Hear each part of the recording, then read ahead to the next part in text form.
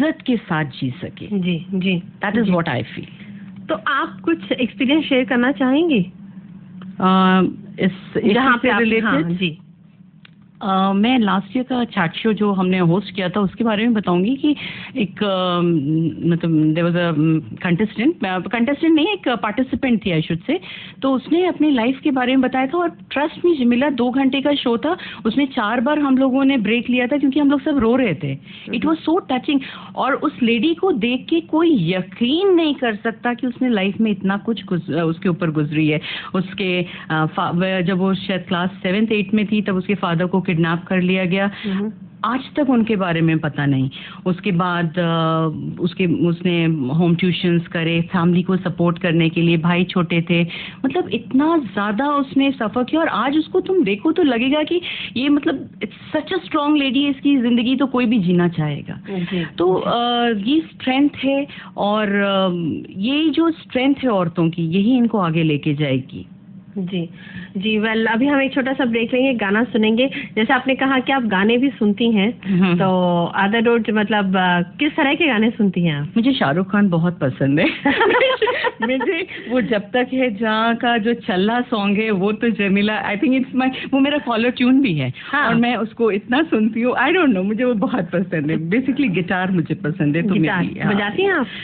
दिल तो है, सीखना है, मे बी वक्त मिलेगा तो जरूर। तो अभी आप चाहती हैं कि आप सीखे? ऑफ कोर्स, अरे अभी मेरी उम्र ही क्या है जमीला।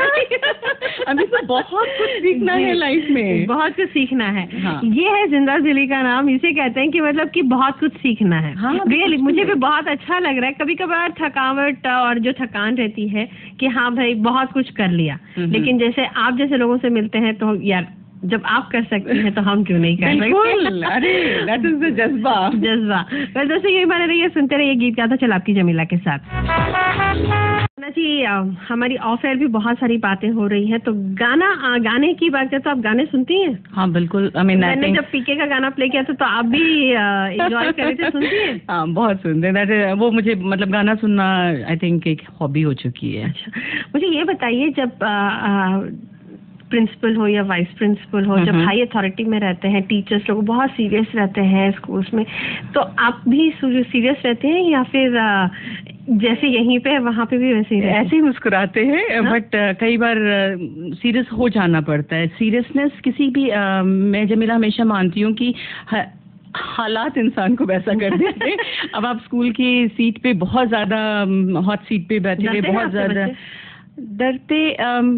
डरते भी हैं। जब उनको दिखता है कि हाँ मैम आज सीरियस है तो डर जाते हैं। अदरवाइज बहुत ही हम लोग का फ्रेंडली अप्रोच होता है। वो जमाने गए जब हम लोग हम तो मिशनरी स्कूल से हैं, तो बहुत ही ज्यादा डरते थे, बहुत ज्यादा। अब बच्चों में बहुत ज्यादा नहीं ना वो डर रहा, ना टीचर्स वैसे रहे।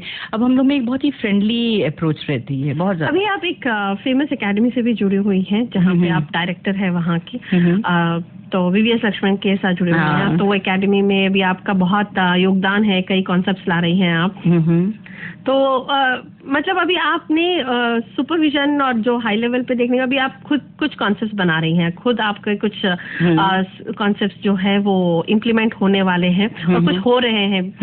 तो जैसे मैंने गाने से पहले पूछा था, जब एजुकेशन के ऊपर इतना सब कुछ चल रहा है, हर जगह पर सुनने को मिल रहा है और हर कोई चाहता भी है, तो क्या हम पढ़ाई को ज्यादा कॉम्प्लिकेट कर रहे हैं, बहुत ही मुश्किलात कर दे रहे हैं, और कहीं ये स्कूल्स आ जा रहे हैं एनहांसमेंट? जैसे मैंने कहा था कि गवर्नमेंट स्कूल्स पहले कहते हैं ना, अभी कोई कहते हैं हम तो गवर्नमेंट स्कूल के पढ़े हुए हैं, अभी आपने कहा हमने मिशनरी में पढ़ा हुआ है। तो इतने सारे स्कूल्स हो गए, गली गली में स्कूल है, और कहीं इंटरनेशनल स्कूल्स है, कहीं टेक्नो स्कूल्स है, तो ये कंफ्यूजन कुछ ज्यादा नहीं हो गया बच्चों पे? जमीला इसका आई थिंक मैंने 6 महीने पहले भी नहीं 1 साल पहले भी इसका एक इंटरव्यू दिया था, और वो भी काफ़ी यूट्यूब में मिल जाता है, अगर कभी मौका मिले तो देखना। कि उसके इंटरव्यूअर ने तुम्हारी तरह वो भी था, उसने भी मुझसे यही पूछा था कि मैम ये आप लोग जो इंटरनेशनल स्कूल्स और ये टेक्नो स्कूल्स ये सब कर रहे हो, इसमें क्या डिफरेंस है? देखो Jamila, at the day and technology बहुत इन्हांस हो रही है, और हम लोग एज एजुकेशनिस्ट नहीं चाहते हैं कि हम वही एक रोड रोट मेथोडोलॉजी फॉलो करें, बच्चों को एक्सपोजर दें, क्योंकि at the day and education का क्या पर्पस है कि बच्चों में कॉन्फिडेंस आए ताकि वो ग्लोबल सिटीजन्स बने। वो एक तो उसके लिए उनको एक्सपोजर तो देना ही होगा। दुनिया बहुत आगे बढ़ रही है और अगर हमें उसमें कोई I don't find any harm कि अभी हम वो गुरुकुल सिस्टम या मिशनरी सिस्टम ना फॉलो करें, उसके साथ ही साथ टेक्नोलॉजी को भी इम्पोर्टेंस दी जाती है। तो ये जो सारे स्कूल्स के तुमने नाम लिया है, मैं रिपीट नहीं करूंगी कि इन सारे स्कूल्स में ये डेवलपमेंट है और इनफैक्ट अब तो गवर्नमेंट इतना ज़्यादा एक्सपोजर दे रही है और इतने स्कीम्स निकाल रही है कि गवर्नमेंट स्कूल्स इटसेल्फ बहुत ज़्यादा तरक्की कर रहे हैं। हाँ। आज की मतलब मैंने बहुत लोगों को अपनी लाइफ में देखा है, मिली हूँ इतने सालों में, जो गवर्नमेंट स्कूल्स के थे और आज इतनी ज़बरदस्त ऊंची पोजीशंस में है। तो वो कॉन्सेप्ट अब ये डिफरेंशिएशन बहुत कम रहेगा कि ये इस स्कूल का है या ये इस स्कूल का है। आज की डेट में जब हम एकेडमिशियन होके करिकुलम डिज़ाइन करते हैं तो एक स्टैंडर्ड करिकुलम की हम लोग बात करते हैं, जहाँ पर अगर चाहे छोटे बच्चों से रिलेटेड हो तो फोनेटिक्स को इक्वल इम्पोर्टेंस मिलती है, जहाँ पर थोड़े बच्चे आगे बढ़ रहे हैं। अब छोटे मतलब बच्चों के पेरेंट्स आके बोलते हैं कि मेरा बच्चा तो इतने अच्छा गेम्स खेलता है, व्हाट्सएप पे रहता है। हाँ। तो वो जो लेटेस्ट टेक्नोलॉजी है, अब इन सारी चीज़ों को देखते हुए हम स्कूल्स में क्यों नहीं इम्प्रूवमेंट लाएं। तो ये जो स्कूल्स के जो तुमने नाम लिए कि ये स्कूल्स हैं, आई रिमेंबर एक 2-3 डिस्कशंस में तुम भी थे प्रेजेंट वहाँ पर जब हम लोगों के ये सारे डिस्कशंस हुए थे। सो उसमें यही कहा गया था कि टेक्नोलॉजी का रोल कितना है स्कूल एजुकेशन में। जब आप कुछ डिजाइन करती हैं, जैसे भी आप नए एकेडमी से जुड़ी हुई हैं, वहाँ पर आप कोई कॉन्सेप्ट डिजाइन करती हैं, तो इन सारे बातों का ख्याल रखते हुए ही करते हैं?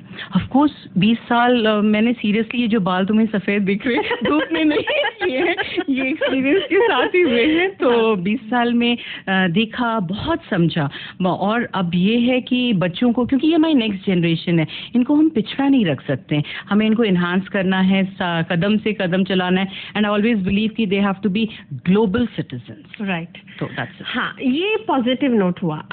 मैं इसमें एक नेगेटिव नोट देना चाहती हूँ। कहते हैं कि बिगड़ रहे हैं बच्चे, तो what is your take on this one? आप क्या कहना चाहती हैं कि जब इतना टेक्नोलॉजी और इतना सब कुछ मिल रहा है, टेक्नोलॉजी मतलब उसके रिपरकशंस भी है, उसमें हमारे पास पॉजिटिव, लेकिन जब आप कहती हैं कि हाँ इससे ग्लोबल सिटीजनशिप मिलता है, वहाँ पे हर जगह पर वो ग्लोबल प्लेटफॉर्म में बच्चे पहुँच रहे हैं, उनको सब कुछ मालूम रहता है। जब ज्यादा मालूम हो जाता है तो क्या वो नुकसानदायक हो जाता है? देखो जमीला, हर चीज के लिए प्रोज एंड कॉन्स हमेशा रहते हैं। तो जब बच्चों को हम टेक्नोलॉजी से इंट्रोड्यूस कराते हैं, इसमें पेरेंट्स का बहुत ज़बरदस्त रोल होता है। और as a parent counsellor as well, हम पेरेंट्स से जब मिलते हैं तो उनको बहुत बार बताना पड़ता है कि वाईफाई आपके घर में है, जो कि इजीली कनेक्ट हो जाएगा आपके हर मोबाइल से, सिस्टम से, बट उस पर मॉनिटरिंग रखिए। आपका बच्चा किस साइट पे जा रहा है वहाँ जाके देखिए। हर पेरेंट चाहता है कि मैं अपने बच्चे को बेस्ट चीज़ दूँ, बिल्कुल ज़रूर दीजिए, बट कंट्रोल्ड वे में। कहीं ना कहीं कंट्रोलिंग ज़रूरी है। मैं बच्चों को बहुत ज़्यादा ब्लेम नहीं करती हूँ, बच्चे तो बच्चे ही हैं। बच्चे बच्चे नहीं रहेंगे तो कौन बच्चा होगा? तो बच्चों को कहीं ना कहीं मॉनिटरिंग की ज़रूरत है। अगर मॉनिटरिंग सही तरह से हो, आई डोंट थिंक कि ये जनरेशन बिगड़ रही है। जनरेशन बहुत ही आगे जाने वाली है। It's one of the most wonderful generation, techno savvy सब कुछ है। तो we can with a little help from the parents बहुत कुछ कर सकते हैं। जी। तो अभी आपके बारे में मैं जानना चाहूंगी। अभी आप जैसे नई एकेडमी से जुड़े हैं और नए कॉन्सेप्ट ला रहे हैं, तो आप शेयर करना चाहेंगे कि अभी क्या थॉट प्रोसेस चल रहा है, किस फ्रेमवर्क पर और किस डिजाइन पर आप नया कॉन्सेप्ट लाने वाली है? जमीला, जैसे मैंने तुमको ऑफर बताया कि I joined VVS Laxman and उनकी एकेडमी से मैं जुड़ी हुई हूँ। तो उनका मतलब उनकी जो थॉट प्रोसेस है, तो बहुत कुछ हमको मैनेजमेंट के ही हिसाब से चलना होता है, बट हमारे इनपुट्स बहुत वैल्यूएबल होते हैं। एंड एक हम लोग ने इनका प्ले स्कूल स्टार्ट किया है, तो उस पर बहुत ही it's all on the international standards. और अभी जो दूसरा हम लोग एकेडमी पे काम कर रहे हैं वो है coming up with the regular CBSE kind of school. तो उसमें सारी चीज़ें, सारी फैसिलिटीज़ इंटरनेशनल करिकुलम के हिसाब से, या बहुत ही हाई लेवल समझ लो, बट सारे जो हमें एजुकेशन देना है, मुझे लक्ष्मण की एक बात, I mean it's not to promote anyone, but बहुत पसंद है कि अफोर्डेबल लग्जरी हमें सबको देनी है, तो वो अफोर्डेबल लग्जरी के लिए वी आर वर्किंग। तो हर जगह पर मतलब आप ये चाहती हैं कि जो पढ़ाई है वो अफोर्डेबल ही हो, अफोर्डेबल हो और लग्जरी, जैसे अगर हम लग्जरी की बात करें कि कंप्यूटर्स हो जी, तो कंप्यूटर्स एक बेसिक राइट हो चुका है हर किसी का, तो उनको सारी वो फैसिलिटीज मिलना चाहिए, तो पूरी फैसिलिटीज मिल पाए और अच्छी पढ़ाई हो पाए।